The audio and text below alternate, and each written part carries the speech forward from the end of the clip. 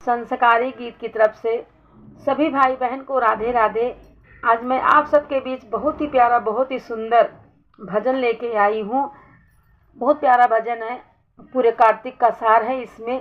तो आप लोग इस भजन को सुनिए और कार्तिक में किस चीज़ के बाद क्या आता है इस भजन में है, तो आप लोग पूरा सुने और सुन करके कमेंट करके ज़रूर बताएं कैसा लगा। लाइक सब्सक्राइब शेयर करना तो बिल्कुल ना भूलना, जिसकी बहुत ज़्यादा ज़रूरत है। तो चलिए आप लोग प्यारा सा भजन सुने। कार्तिक, पूरे कार्तिक मास का इसमें लिखा है कि कौन से त्यौहार के बाद कौन सा त्यौहार आता है। तो एक बार बोलिए प्रेम से जय माता दी। तो चलिए प्यारा सा भजन सुने।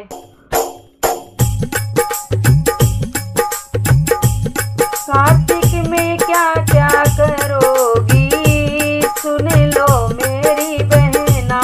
कार्तिक में क्या क्या करोगी, सुन लो मेरी बहना।